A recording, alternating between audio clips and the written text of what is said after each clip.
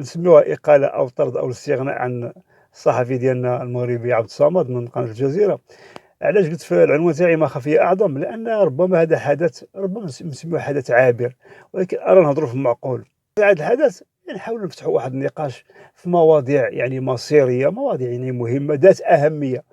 على كل حال يعني ربما رد الفعل تاع الصحفي ديالنا بغيرة بالوطنية تاعو، بحبه يعني لبنات بلادو كما تنقولوا، ربما يعني كان الرد في هذيك التدوينة تاعو على ما جاء في التقرير ديال واحد القناة رسمية جزائرية. وهنا غنوقفوا على القناة الجزائرية الرسمية. التقرير ربما الإنسان إلا كان شوية يعني متنور كما تنقولوا غيلمس أن ما كاينش واحد الحرفية واحد المهنية في هذا التقرير هذا.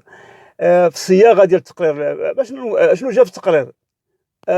ربما يعني في إطار يعني تشويه الصورة ديال المغرب، وهذه داخلة في الحرب. يعني نحن لسنا في خلاف الآن، نحن لسنا في خلاف سياسي مع الجزائر، ولكن يعني هناك حرب خفية.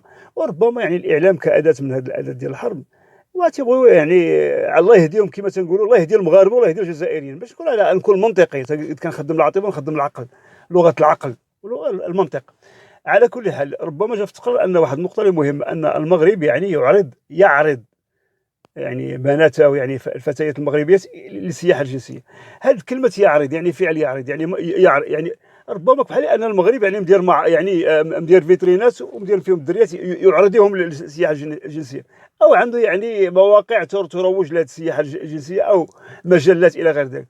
ربما تقريبا كان شوية نوعا ما يفتقد إلى المهنية والحرفية في إطار الصياغة. على كل حال، وهنا فين جا الرد تاع الصحفي يعني يشكر، يعني واحد تحية تقدير واحترام واجلال لهذا الصحفي ديالنا، جاتو غيره. وهنا هو بيت القصيد. بما ان هذا الصحفي يعني كان رد الفعل تاعو في اطار يعني كرامه وشرافه المراه المغربيه بتدوينه، ونحاول باش نجسدوها حنا كمغاربه باش نكونوا واضحين يا احبه. هذا هو النقاش اللي تفتح. هنا غنخدموا على قيس كرامه المراه وشرف المراه على ارض الواقع. هنا غنخدموا على الصوره ديال المراه المغربيه باش نكونوا واضحين. راه حنا شنا مساكن عائلات كبار طاعنات في السن تلقاهم في الموقف مساكن. كرامه المراه، راه حنا شنا ما يروج في وسائل التواصل الاجتماعي من صوره المراه باش نكونوا واضحين.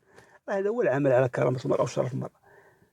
شنا ما يروج يعني حول الصوره ديال المراه المغربيه كيفاش ولات يعني في بعض الاحيان رخيصه الى واحد الحد يعني لا يطاق. راه حنا في حاجه الى باش نكونوا واضحين الى يعني تنهضروا على المراه المغربيه، الام المغربيه، تنقول الام المدرسه، الام المغربيه. نمشيو المحاكم على سبيل المثال، نشوفوا نسبه الطلاق اللي كاين في المحاكم السياسيه لا يعلمها الا الله سبحانه وتعالى. ولهذا هذه رساله للاخوه الجزائريين وكذلك تخوتنا المغاربه باش نكونوا واضحين. خليوا السياسه تاخذ المسار. يعني هناك خلافات سياسيه بين المغرب والجزائر، ونخليو يعني القنوات الدبلوماسيه يعني الامور يعني تعالج يعني بالقنوات الدبلوماسيه والقنوات السياسيه. وحنا شفنا الخطاب ديال صاحب جلاله الله ينصرو، دائما يقول يعني يردد القول الجميل الاخوه الاشقاء، وما كاين ما اكثر من الكلمه ديال الاخ التوأم. وقال واحد الكلمه يعني كان ربما يعني كان في واحد الخطاب يعني شنو قال لهم ان عمركم ما تشوفوا السوء من المغاربه. ولهذا احبتي في الله كما قال هو صاحب جلاله، حتى حنا نحاول باش نسدوا على ارض الواقع. خليو يعني ما نبقاوش يعني نوجه الخطاب للشعب الجزائري والجزائر، ما تقولش الشعب الجزائري. هناك يعني فئه معينه بعض الناس راه شقى اليوم جزائريين وحتى المغاربه عاوتاني يعني ربما في نشر بعض الخطابات الاستفزازيه. اش هي رجعوا للاتحاد الاوروبي دابا. الاتحاد شحال من قوميه وشحال من عرق شحال من لغه، ورغم ذلك المصلحه المشتركه جمعتهم كلهم ذوبوا هذيك الخلافات السياسيه. راك شتي حائط برلين مشى شحال هذه، ربما ودعوهم هذيك الحرب البارده وحنا مازال نعيشوا الحرب البارده. ولهذا ربما شفنا في بعض وسائل الاعلام كيف ان بعض رموز دول رموز بعض الرموز نهضروا على رموز بعض رموز الدول الجزائريه كذلك رموز الدول المغربيه يقذفون يشتمون ولهذا احبتي بالله ربما هذا هو النقاش، نذوبوا هذه الخلافات. واللي رشقت لي بعض المره يوجه الى بعض الناس ولا ليس الشعب الجزائري. انا نقول لكم الشعب الجزائري والشعب المغربي خوا. هناك روابط تاريخيه، هناك روابط جغرافيه، هناك روابط انسانيه. المغربي باش تكون واحد في اطار يعني المغربي اللي سولتيه شكون اقرب واحد لك تيقول لك الجزائر. ثقافيا إنسانيًا وجدانيًا الجزائر خاوة. مهما يعني ربما بعض الناس تيحاولوا بعض ما باش نكونوا الله يهديهم وصافي، وهذا خطاب توجه يعني صناع القرار في الجزائر، أن ربما يعني يحاول أن يجندوا الرأي العام الجزائري تعطي واحد الصورة على المغرب يعني كالعدو رقم 1.